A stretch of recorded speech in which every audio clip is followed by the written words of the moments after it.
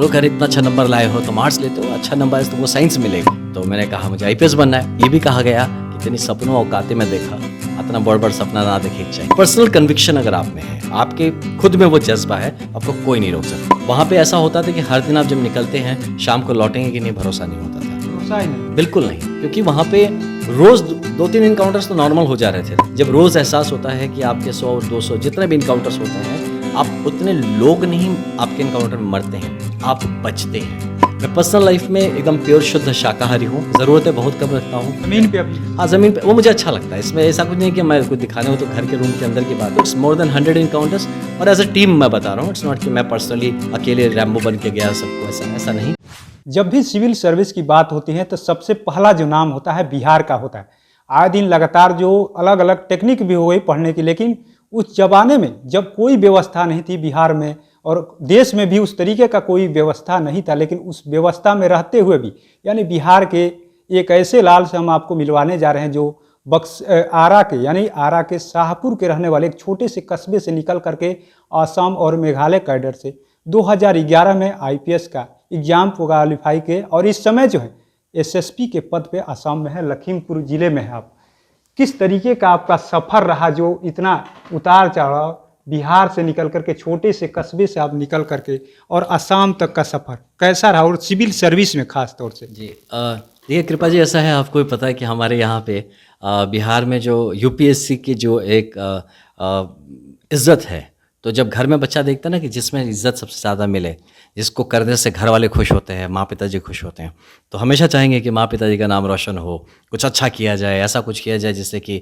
सब आपको प्यार करे, पसंद करे और लगे कि हाँ जीवन में कुछ हासिल किया है। तो इस सिलसिले में जो चीज़ निकल के आती है वो होती है यूपीएससी। वैसे बहुत छोटा था जब मैं दिमाग में ये आ गया कि मुझे पुलिस बनना है, ये नहीं पता था आईपीएस बनना, पुलिस बनना है। अब बच्चा था, नहीं पता है, तो 3-4 में रहा होगा जब दिमाग में आया था पुलिस बनना है। तो उसके बाद जब बड़ा हुआ, क्लास 8 तक पहुँचते पहुँचते लगा कि पता चला कि अब पुलिस में सबसे बड़ा क्या होता है, तो पता चला उसमें आईपीएस होता है। फिर हो गया कि अब आईपीएस बनना है, और तब से जब तक यूपीएससी क्वालिफाई नहीं हुआ, एक ही सिलसिलेवार तरीके से जो एम्बिशन रहा है कि यूपीएससी। कोई पूछता था ना 9th में मुझसे, क्या पढ़ रहे हो भाई, बोले यूपीएससी की तैयारी कर रहे थे। सब कहता अरे पागल हो गया लड़का, कुछ भी बोलता है। तो जो भी हो, तो ये एक जज्बा रहा हमेशा, और ये रहा कि घर में मुझे ये भी सुनने को मिला कि जब 10th के बाद मैंने कहा कि मुझे आर्ट्स लेना है, तो लोग कह रहे इतना अच्छा नंबर लाए हो, तुम आर्ट्स लेते हो, अच्छा नंबर है तुमको साइंस मिलेगा। हमने साइंस मिलेगा क्या होता है, नहीं चाहिए साइंस, हमको आर्ट्स पढ़ना है। तो ये वाली बात आई। फिर कहा कि करना क्या तुमको आर्ट्स पढ़ के, तो मैंने कहा मुझे आईपीएस बनना है। और ये भी कहा गया कि तेरी सपनों औकाते में देखा, इतना बड़ सपना ना देखे चाहिए। हाँ, तो इस तरह की बातों को सुनना पड़ा।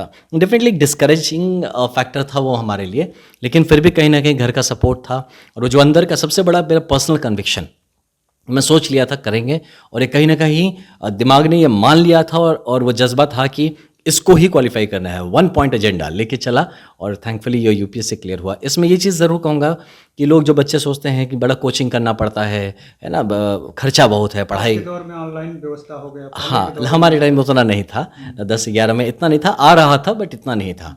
तो उस टाइम में मैं आपको बताऊं कि मैंने कोई कोचिंग नहीं किया, या मेरा कोई ट्यूशन नहीं है, सेल्फ स्टडी। स्कूल कॉलेज के बाद मेरा कोई टीचर नहीं है।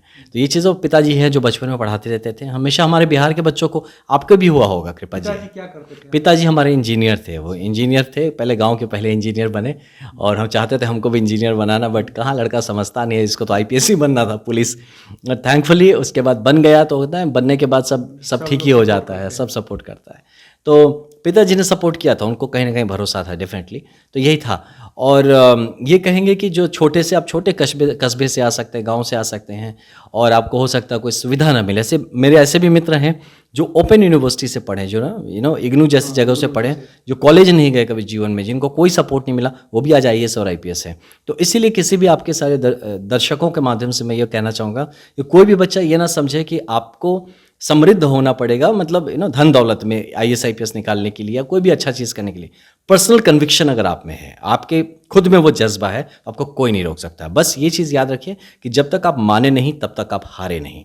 जब तक नहीं मानेंगे कि मैं हार गया, तब तक आप नहीं हारेंगे। लगे रहिए, ज़रूर होता है।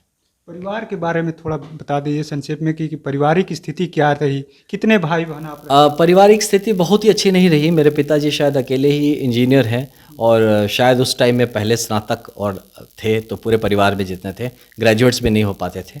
तो उस तरीक़ा से देखा जाए तो बहुत बिलो, मतलब क्या बताएं, लोअर मिडिल क्लास फैमिली कहूँगा, मिडिल क्लास में नहीं, कि जहाँ पे मुझे पता है कि माँ कहती थी कि मतलब अब दूध भी मिले तो उसमें बाँट बाँट के बच्चों में कैसे भाग करती थी। तो हम लोग ओरिजिनली 6 भाई बहन थे, बड़े भैया नहीं रहे मेरे, तो एक बड़े भैया हैं और 3 मेरी बड़ी दीदी, मैं सबसे छोटा हूँ अपने भाई बहनों में।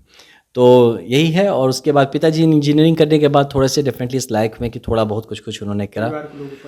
बिल्कुल परिवार, और अच्छी बात पता है क्या है कि वो सिर्फ परिवार मतलब मेरे पिताजी, और जैसे हमारा जॉइंट फैमिली होता है तो ये नहीं रखी कि हमारे उनके ही बच्चे पढ़ें, सारे परिवार के बच्चों के लिए किया उन्होंने कि जितना, क्योंकि सारे परिवार में उस तरह से उस टाइम कोई अब तो थैंकफुली परिवार हमारा काफ़ी, सब लोग ही पढ़ लिख रहे हैं और सब कहीं ना कहीं कुछ ना कुछ अच्छा ही कर रहे हैं। तो ऐसा नहीं कहें कोई हम बहुत बड़े फैमिली में अभी पहुँच गए, अभी भी मिडिल क्लास ही हैं, वैसा रहा है। तो ये जो पिताजी वगैरह से सीखा हम लोगों ने, तो ये कहीं ना कहीं खुद में भी है। तो इतने साल की सर्विस के बाद भी, जैसे आज तक भी मुझे लोग कहते तो गांव पे घर भी नहीं बना पाए अभी तक हम, तो कुछ है नहीं मेरे पास, कहीं घर वर कुछ नहीं, कोई ज़मीन ना घर, कुछ नहीं है। तो ये जो भाव आ गया ना इस सर्विस में आने के बाद कि ये जन सेवा का है, ये जो है एक अपॉर्चुनिटी है आईपी। तो जो सर्विस में जो भी सैलरी मिलता, बस ये है कि घर में खाना ठीक से बन जाता है, जो बेसिक मुद्दे हैं घर के वो पूरे हो जाते हैं, और बाकी जितना जो कर सके अपने आसपास के, लोग कहते हैं चैरिटी बिगिंस एट होम, तो घर पे ही जो अपने आसपास का जिसका जितना जब जो सपोर्ट हो पाया करने की कोशिश किया हमने। लेकिन अनफॉर्चुनेटली एक चीज़ है, हमारे गाँव घर में आपको लगेगा ना कि अगर लड़का IAS IPS हो गए तो बहुत पैसा ही ओकरा लगे, है सोचते हैं ऐसा कि IAS IPS हो तो बहुत कन्विक्शन तो बहुत है। ये है कि कन्विक्शन होता है इंसान में कि कुछ करेंगे ज़रूर।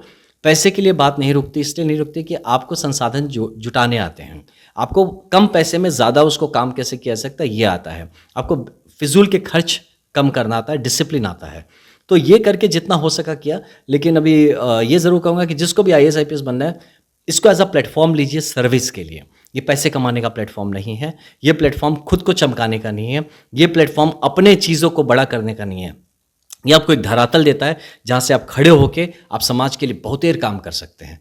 तो यही मान के मैं इसको ज्वाइन किया हूँ। अब मैं तो हमेशा कहता हूँ कि जब तक ये सर्विस जैसी लगेगी तब तक सर्विस, जहाँ नौकरी बन गई तब छोड़ दूंगा। शुरुआती शिक्षा आपकी कहाँ से हुई? मेरी शुरुआती शिक्षा पिताजी, क्योंकि वहाँ वेस्ट बंगाल में थे, वो हिंद मोटर एक कंपनी है जहाँ एम्बेसडर बनते हैं, इंजीनियर थे।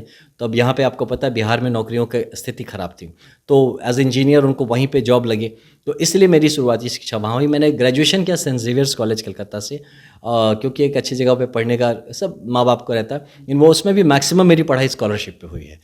स्कॉलरशिप पे जी। तो मैक्सिमम मेरे क्लास 10th तक की पढ़ाई, जो कि मेरे स्कूल का फीस भी था 75 रुपये, पिताजी बताते हैं, तो बस उतना बोला लास्ट फीस दिया है, उसके वजह से मेरे पैसे 1 रुपये नहीं लगे मेरी पढ़ाई में। थोड़े बहुत किताब खरीदने होंगे तो तब के हिसाब से 3 से 5 हज़ार रुपये का पूरा खर्च, और मेरा UPSC उतने ही रुपये में हुआ, इससे ज़्यादा खर्च नहीं हुआ है। शुरुआती शिक्षा हुई कलकत्ता से, बिहार से निकल कर कलकत्ता पहुँचे, उसके बाद से असम में चले गए, वहाँ जाकर के इनकाउंटर स्पेशलिस्ट बन गए। ये कैसे सफ़र आपका? ये ऐसा हुआ है कि जिस स्थिति में मैं गया, तो इनफैक्ट असम मेघालय काडर को मैंने काफ़ी ऊपर प्रेफरेंस में भी मांगा था कि वो मुझे मिलना चाहिए, क्योंकि कुछ करने का जज्बा लगा कि देखिए पुलिस में तो हम जाएंगे, लेकिन पुलिस में फिर रेगुलर पुलिसिंग से स्कोप वहाँ पे ज़्यादा लगा, क्योंकि वहाँ पे है ना कि देश सेवा वाली बात जो आती है, जाके देश के लिए मर मिटने वाली बात। तो एज अ यंगस्टर आप भी चाहेंगे कृपा जी, आज आपको वर्दी पहना, आप भी कुछ बड़ा करना चाहेंगे। तो हमें ये लगा था कि छत्तीसगढ़ में पोस्टिंग हो, असम मेघालय में पोस्टिंग हो, तो उस जगह पे कुछ करने का स्कोप है, ये सोच के गए वहाँ पे। बिलीव मी, एक्चुअली पूरा स्कोप मिला वहाँ पे जाके। वहाँ पे ऐसा होता था कि हर दिन आप जब निकलते हैं शाम को लौटेंगे कि नहीं, भरोसा नहीं होता था, भरोसा ही नहीं, बिल्कुल नहीं, क्योंकि वहाँ पे रोज़ 2-3 इनकाउंटर्स तो नॉर्मल हो जा रहे थे। तब की वो जब मिलिटेंसी का एक दौर था, जब मैं तब मेघालय में पोस्टेड था, गारो हिल्स में, तो वहाँ पे अल्फा और GNLA का जो ये ऑर्गेनाइजेशन है, जो मिलिटेंट ग्रुप्स हैं, ये पूरी तरह से हावी थे। लगभग हर एक दिन कुछ पुलिस वाले मारे जा रहे थे, कहीं गाड़ी उड़ा दिए जा रहे थे, कभी एम्बुश किया जा रहे थे। तो वैसे सिचुएशन में ऑपरेशन हिल स्टॉर्म था, उसमें पार्टिसिपेट करने का मौका मिला। धन्यवाद देता हूँ अपने सीनियर्स को जिन्होंने ये मौका दिया तब, लेकिन मैं बहुत कोसता था यार, ये क्या है। मतलब ठीक है, हम गए थे चाह के, इतना भी नहीं चाहे थे कि रोज़ गोली ही बरसते रहे, है ना, घर पे आपके अटैक हो जाए, चलते हुए गाड़ी उड़ा दिया जाए, इतना भी कौन मांगता है ना। थोड़ा तो देखिए IPS बनता लड़का बच्चा तो गाँव पे भी आने का भी लगता है ना, थोड़ा IPS वाली फीलिंग आनी चाहिए। लेकिन मैं एकदम कमांडो बन गया था, स्टार्स लगाने को भी मौका नहीं मिलता था हमें कंधे पे। जब आप जंगल में रहते हैं तो आप सब सिपाही और चाहे IPS अब जो हों एक जैसे दिखने हैं, एक जैसे लड़ने हैं, तो वो एक डिफ़िकल्ट फेज़ था। लेकिन अब मुझे जब मैं सोचता हूँ तो मुझे लगता है उस फेज़ ने मुझे बनाया है, उस फेज़ ने ह्यूमिलिटी लाया है। उसमें आपको जब रोज़ एहसास होता है कि आपके 100-200 जितने भी इनकाउंटर्स होते हैं, आप उतने लोग नहीं आपके इनकाउंटर में मरते हैं, आप बचते हैं, आप खुद उसको सर्वाइव करते हैं। आपको कभी ऐसा लगा किसी दिन इस तरीके की घटना हुआ, इनकाउंटर होते थे, लगातार होते थे, गाड़ियाँ उड़ाई जाती थी, बम से तमाम घटना होता था, कभी ऐसा दिन आपके जीवन में आया अब तक कि आपको लगा कि आज हम लौट नहीं पाएंगे? हाँ, लगभग हर इनकाउंटर में ऐसा लगता था। हर इनकाउंटर, क्योंकि हमारा जो अपोनेंट होता था ना, वो कोई टुच्चा सा वो मवाली गुंडा नहीं होता था जो तमंचा लेके या कुछ दुनली लेके आया हुआ है। वो AK-47 लेके आता था, UBGL गन्स लेके आता था, रॉकेट लॉन्चर्स लेके आता था, वो मोटर्स लेके मारता था। तो उसका जो आर्मरी था वो वॉर में जैसे लड़ाई लगती है ना, बस टैंक नहीं थे, एयरफोर्स नहीं था, बाकी जितना जो ग्राउंड पे अटैक हो सकता है, जितना हो सकता है उस लेवल की लड़ाई होती थी। और वहाँ पे क्यों हम बच गए, लोग ये भी पूछते भाई इतना सारा हुआ, वही मरे, तुम क्यों नहीं मरे? तो हम इसलिए नहीं मरे कि हमारी ट्रेनिंग बेहतर है, और इसलिए नहीं मरे कि हम धर्म का लेके वर्दी पहन के सरकारी तौर पे हम एक पॉजिटिव काम के लिए लगे हुए, तो डेफिनेटली हमारा कॉन्फिडेंस हाई रहता था, इसीलिए हम बच गए, यही बात है। लगातार आप इतने सालों से वहाँ पर हैं, कितना अंतर पाते हैं? आपको देखने से भी नहीं लग रहा है कि आप IPS है, आपको लग रहा है कि अभी भी आप मिलिट्री वाले हैं, आर्मी वाले हैं, आप उस तरीके का वेशभूषा भी, आपका फिटनेस भी उस तरीके का। अभी बिहार में चले जाइए, उत्तर प्रदेश में चले जाइए, देखिएगा IPS की क्या रौनक है, क्या हॉबी है देखने से, लेकिन आपको देखने से नहीं लग रहा है। इसके पीछे क्या मेंटेन आप करते हैं शरीर को लेकर, खासकर फिटनेस को, आपका हेयर स्टाइल को देख के? तो ये ऐसा कुछ नहीं है। I think her IPS officers में तो मैं देखा हूँ मैंने कि जनरली अवेयरनेस रहता है, क्योंकि हमारा नेशनल पुलिस अकेडमी सबको सिखाता है। तो हमारे सारे IPS ऑफिसर्स मैं तो जानता हूँ मुझसे 1000 गुना ज़्यादा बेहतर और स्मार्ट है और फिट है। लेकिन हम लोग बेसिक तो एक रहता है कि अपने शरीर का ध्यान रखना है, क्योंकि ये जो शरीर है ये जीने का माध्यम है ना, ये वो गाड़ी है जिससे चल के जीवन का नैया पार कराना है, तो इसका ख्याल रखना ज़रूरी है। मैं पर्सनल लाइफ में एकदम प्योर शुद्ध शाकाहारी हूँ, टी टोटलर हूँ, अब तो चाय कॉफ़ी भी नहीं पीता, बाकी उसके ऊपर की तो बात सोच भी नहीं सकते आप। और एक डिसिप्लिन लाइफ जीता हूँ, ज़रूरतें बहुत कम रखता हूँ, मैक्सिमम टाइम जितना हो सकता मैं ज़मीन पर सोने की कोशिश करता हूँ। जमीन पे अभी? हाँ, ज़मीन पे, वो मुझे अच्छा लगता है। इसमें ऐसा कुछ नहीं है कि मैं कुछ दिखाने हो, तो घर के रूम के अंदर की बात है, मैं ज़मीन पे ही सोता हूँ। और थोड़ा बहुत एक्सरसाइज, मैं मार्शल आर्ट्स में, कराटे में 3rd ब्लैक बेल्ट भी हूँ मैं कराटे में, तो इसलिए उसका रहता है। थोड़ा सा गिटार विटार भी बजाता हूँ, बाइक भी चलाता हूँ, लंबे लंबे रूट्स पे कई लाख किलोमीटर का बाइक राइडिंग भी कर चुका हूँ। तो इस तरह की हर चीज़ें, जो जीवन है उसको सर्वांगीण तौर पे कैसा जिया जाए, तो इसी की एक प्रेरणा लेके चलते हैं। और शरीर ठीक रहेगा तभी आप एक अच्छी ज़िंदगी जी पाएंगे। ये भाव दिमाग में रखते हुए खान पान पे ध्यान देता हूँ, आजकल मिठाई वगैरह भी कम कर दिया, तो इसीलिए लाइफ बस ठीक सा दिख रहा है अभी। अब तक कितने इनकाउंटर आप कर चुके हैं? हाँ, ये इनकाउंटर के नंबर्स में नहीं जाते हैं, काफ़ी है। हमारी टीम और हम लोगों ने मिलके इसको, इट शुड नॉट बी कि मैं कोई बड़ा हीरो हूँ, ये हमारा टीम एफर्ट होता है। मैं, हाँ, लीड करते हैं। ये ज़रूर किया है, मैं ये चीज़ ज़रूर कह सकता हूँ कि जब मैं लीड किया हूँ तो मैं आगे रहता हूँ। मैं अपने किसी भी सिपाही को नहीं कहता तुम आगे चलो, हम तुम्हारे पीछे आ रहे हैं। नंबर कितना होता है? नंबर्स बहुत है, छोड़िए वो सब चीज़ें, रिकॉर्ड्स की बात है तो उस पर बात नहीं करते। नंबर्स बहुत, इट्स मोर देन 100, बहुत उससे भी कई ज़्यादा है, तो इट्स मोर देन 100 इनकाउंटर्स। और एज अ टीम मैं बता रहा हूँ, इट्स नॉट कि मैं पर्सनली अकेले रैम्बो बन के गया सबको, ऐसा नहीं। राष्ट्रपति से आपको अवार्ड मिला?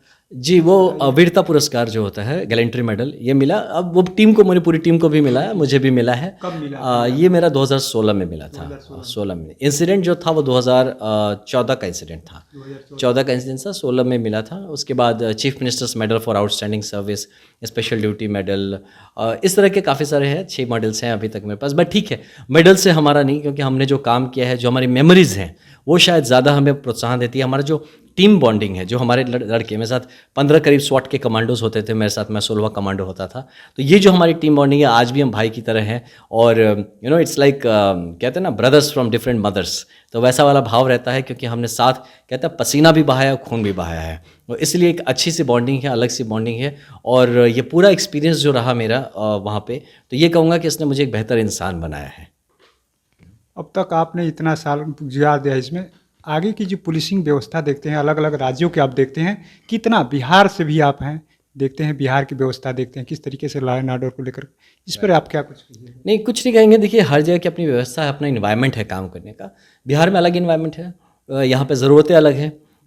शायद यहाँ पे नीड नहीं है इतना, क्योंकि अगर सोसाइटी को और बाकी जो सरकार हो, जो भी हो, तो उनको जैसा महसूस होगा वो पुलिस को उस हिसाब से ढाल देंगे, जिसको जो करवाना। मैंने बताया, पुलिस एक टूल जैसा है ना, तो टूल है। और जो स्कल्प्टर या जो मैकेनिक होता है, मशीन को कैसे चलाना वो मैकेनिक जानता है, मशीन तो अपने हिसाब से चलता है।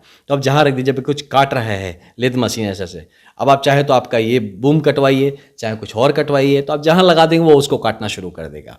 तो वो डिपेंड करता है मैकेनिक पे। तो इसलिए पुलिस अच्छी है, मैं मानता हूँ पुलिस बहुत शानदार है। पुलिस को बिल्कुल मैं कभी नहीं मानता कि पुलिस, किसी भी स्टेट की पुलिस कमज़ोर है। पुलिस पूरी सक्षम है, बस उसको सही तरीके से सही ब्रीफिंग देके सही मायने में काम कराया जा सके तो यही पुलिस आपको गजब का रिजल्ट देगी, जो कि पूरा का पूरा। और ये देखिए क्या ना, ग्राउंड पे पुलिसिंग का इफेक्ट फील होना चाहिए।